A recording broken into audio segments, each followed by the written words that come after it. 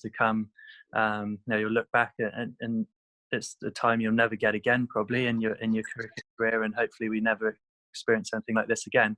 But to have a complete break, both physically and mentally, I think potentially add a few years, hopefully, to the career, and can hopefully see some benefits of the break. I mean, I know rugby is a very physical game, but look at some New Zealand players who've sort of taken sabbaticals for a period of time, and potentially it could have a positive effect on us as cricket players.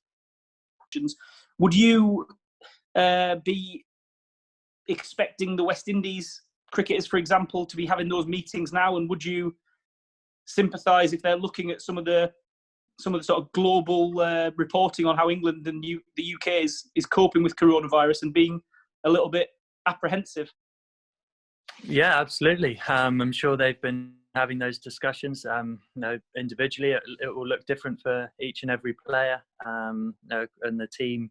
And I'm sure those voices will be heard. I think it would be completely natural to have some apprehension and anxiety about it, and lots of questions to ask. I know in similar situations, or only thing you can sort of put it like you said, going to Bangladesh, you talk it over with your family a lot, you talk as players, and I think you just have to come to a decision that's right for you. I'm sure no player would be under pressure to do something they didn't want to do. I know that's been made clear to us as England players. If you feel uncomfortable about anything, you can speak to the doctors, speak to Ash, and you're not being forced into doing anything that you don't want to do. So ultimately it will come down to you as a player, and of course they'll be having those discussions about what it looks like to them as a side.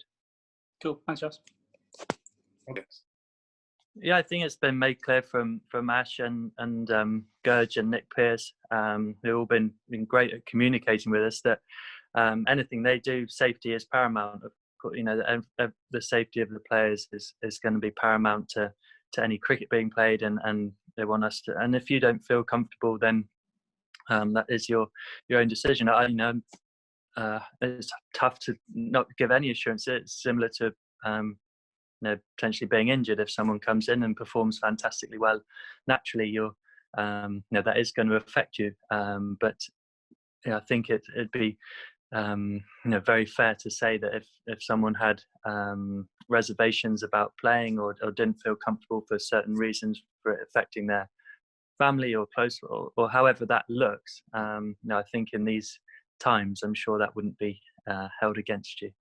And for you personally, have you got complete faith in the medical team, and are you feeling that if and when they say play, you'll do so?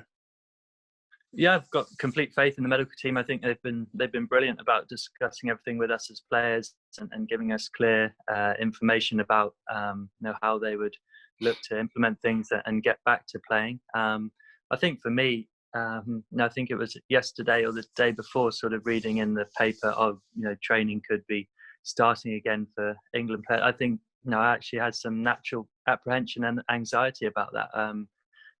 I don't really know necessarily why. I think probably, the reason is natural sort of performance anxiety that you haven't felt obviously for 7 weeks. You've had some freedom from that. So sort of lots of different feelings. How will it look? How will I be able to play again? What will my cricket look like? And then I think because we're not going back to sort of cricket as we know it. It's all very new. It's all and it's very much step by step. At the moment, people can only sort of give you, week by week assurances at the minute. So that makes it very difficult to plan. So anytime there's uncertainty, I think as an individual, speaking for myself, you have natural apprehension, and I think it'd take me a few days to sort of